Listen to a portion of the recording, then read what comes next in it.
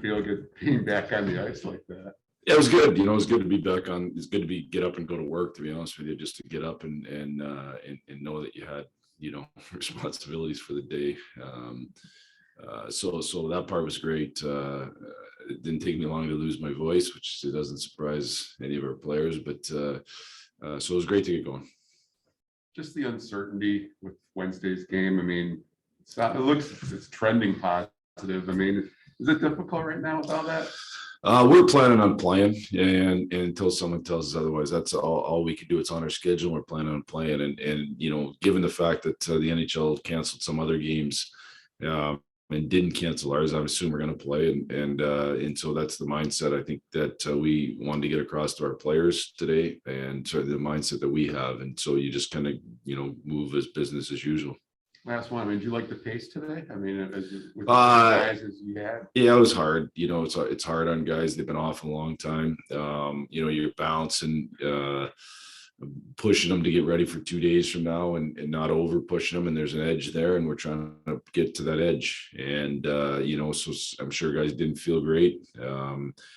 Guys certainly weren't zipping the puck around like you would when you normally have been practicing. They're rusty, and our job here is to try to knock the rust off and try to get some semblance of our systems back in order to get ready to play. And whichever team does a better job of that is going to be an advantage. So, we get another practice tomorrow. We get a pregame skate on Wednesday, and hopefully be ready to go. Yeah. Max Boltman. Along those lines, I don't know exactly what the staggering yet was of the guys who are scheduled to come off, but if there's guys who come off tomorrow or Wednesday, do you expect that they'd be available to play, or kind of case by case? I expect them to be available to play. We're in extenuating circumstances. Certainly nobody would play that wasn't comfortable with playing. That's one conversation that we'll have with every player as they come off. Are you comfortable playing? Are you not? And if they tell me that they're not comfortable, they just don't feel ready to, then they wouldn't play. But our expectation, having spoke to all of them already, is that as guys come off, they'll be inserted into practice and then inserted into the lineup. And the league announced yesterday that the taxi squads will come back. With, I guess, with the number of guys you guys have had out, do you see yourselves using that much, or how do you kind of pursue that? Ultimately, Steve Yzerman handles the taxi squad decisions. It has a lot to do with just roster management in a lot of facets. There's a lot that goes into it beyond who's here and who's ultimately the conversations that I have with it is just about making sure that we have enough guys to practice as best we can, making sure that we have enough guys certainly to play. And then making sure that you don't get caught, with guys testing positive, and then you don't have enough guys. So that's what the impetus is, and we'll utilize it as we need to. And then Robby looked like was skating with Dylan and Tyler today. He's bumped up to that line whenever you guys need something this year. What do you like about him in that combination? Yeah, first off, I thought Robby looked really good today. What I just think Robby from the very first second of training camp is really worked to an extraordinary level, really competed hard, and so I think he's deserving of those opportunities to move up. I think he's got a skill set to be able to play up the lineup. He's got a competitiveness to play up the lineup, and he's got smarts to be able to do that. And he's done a good job whenever he's gone up. Thanks. Yeah. William St. James. Jeff, you mentioned yesterday Lucas Raymond went into protocol before Christmas. He would not be eligible to come out yet by Wednesday. Is that correct? Well, everything's fluid, Helene, but by the 10-day mark, no, Okay. you would not be eligible. Okay. You always have the possibility of having no symptoms and multiple negative tests, 2 negative tests in a row, then guys can come out. Okay. And just, is this, I mean, both the physical challenge of coming back after a week off and the mental challenge, I mean, Dylan just spoke about it, you spoke about it yesterday, the guys who haven't tested positive, wondering when is my number maybe show up, that just pushing back against both of those challenges, is that, how hard is that right now? Well, I don't think there's any doubt that there's anxiety and around guys that haven't tested positive of almost waiting to almost feel like you're going to test positive. This is transmissible as this has been. And the fact that we're testing every day, leads itself that there's a decent chance, and guys feel that, and they're nervous about it, I'm sure. And you kind of feel every little thing with your body that isn't 100% perfect, and you wonder if you're going to test positive, and that's not an easy thing, but it's something that isn't unique to us, nor is the challenge of being off for a number of days unique to us, and so both of those things, we're going to have to make sure that we handle. We're going to have that mental toughness that's needed. Ultimately, there's going to be 2 points awarded Wednesday, and at the end of the year, again, no one's, just like I said, going into Carolina is similar to when we played Jersey. Nobody's going to ask what the circumstances were around it. They're just going to see the point total. So we got to find a way to get ourselves as ready as possible, and we got to find a way to kind of fight against any of those distractions, including the anxiety of potentially testing positive. And I get it, I understand it, but we have to find a way to fight through it. Steve, when he spoke on that Saturday, December 18th, said, you guys are encouraging everybody to get the booster. Did guys take advantage of that during this past week? I mean, with being off anyway? Well, what I would say is some guys did. I'm not going to dive into how many or specific players. It's not, I don't think anybody's right to know that, but certainly some guys did, and certainly was offered. And if the booster can help us keep people on the ice, players have been encouraged to do that, with the whole end goal being trying to stay eligible to play and not contract the virus. Thank you. Yep. Bob Duff.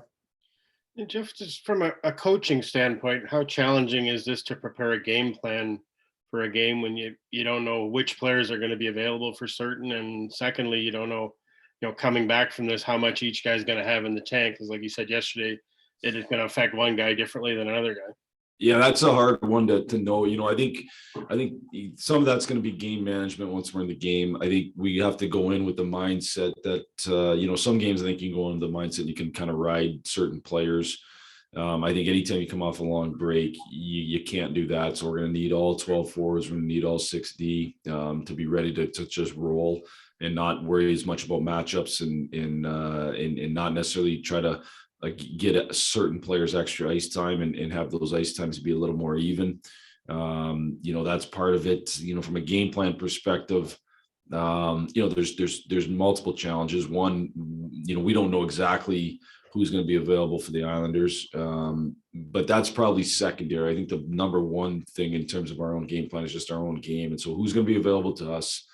What are the specialty teams going to look like? And then how quickly can we get our structure back? I talked about it lots when we've gone on long periods of stretches where we haven't been able to practice. You lose your structure and you end up playing kind of loose at that point. And so, our challenge over the next couple of days is to use practice to get guys going back to full speed, use practice to get guys, back to passing the puck crisp, but also use it to try to get us, back in a 5-man unit. And it's not always easy this quickly, but again, we're all in the same boat. Thanks. Yep. Ken Kell. Yeah, hi, Jeff. What's the status of Jacob Verana? How is he progressing, and what's his timeline for returning? I don't have a specific timeline. I haven't heard that from our from the surgeon who ultimately would dictate that. I don't. Nothing in the foreseeable future, meaning the next couple of weeks. Certainly, he's not going to be available. Originally my thought was after the Olympic break was my original thought. I don't want you to hold me to that. Which obviously now is going to be a little bit different, but somewhere in that time frame. He seems to be progressing well. He's doing his rehab. He skates, but he can't do much on the ice yet, and he's restricted in that sense. So certainly nothing pressing yet. Ken, just going to continue to wait and be patient and do it right. Thanks, Jeff. Joe Smith. Hey, Jeff. Derek Lalonde had his first win as NHL coach last week. I know it wasn't ideal circumstances with Coop, the protocol there, but you guys go way back together. Just what comes to your mind first when you think about Newsy, and any favorite memories you've had along the way, whether it's the golf course or anything else? Well, the first thing I think about is hopefully the TV camera wasn't on him too much. So, but outside of that, no, you know what, Derek's worked extraordinarily hard. You know, he's when I first met Derek, he was an assistant coach in Division III, and he came into Ferris actually when I left. And you know, worked extremely hard to move up the ranks and to be where he is today, and have the opportunity to be you know, the head coach in an interim sense when Coop's out. You know, he's shown to be a very, very intelligent, really done a good job. So, you know, it doesn't surprise me that he's where he's at. It doesn't surprise me he's been able to step in to the role and obviously have a big win, especially the way it happened. He's got a great, he's a great leader. He's got a great personality, and he's a great hockey coach. Has his golfing got any better over the years? Has his golfing got better? No, he's a terrible golfer. By that I mean like legit terrible. But you know, he wasn't much of an athlete either, so it's not a big surprise.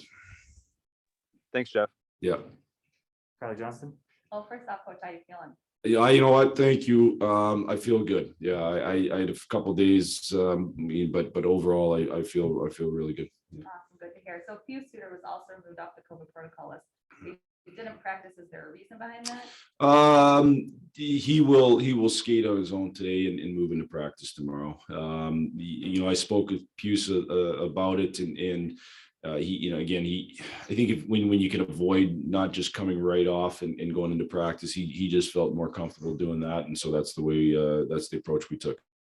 Sure, and you touched on this a bit, but how difficult is it to keep a team structure when guys are in and out of the lineup from seeing new faces at practice? Yeah, it's not easy in the sense of you know, you have new guys that maybe are called in, you know, called up, and so the systems aren't quite you know, as ingrained in them. Not that they play ton different in Grand Rapids, but there's a little differences, and so it's not as ingrained. And you have a bunch of guys coming off and not practicing all. So you're just trying to get everybody, you know, ultimately all you want is a 5-man unit out there that plays in unison without overthinking. And the more practice time you have together and the more time you have together to build chemistry in that sense, the better you're going to be. So, you know, these are challenges that every team in the league's facing. We're certainly not unique to it. And, you know, whoever, again, does the best job of kind of, you know, getting up to speed as quick as possible, the teams that have success. Yep. That's it for us today. Thanks, everyone.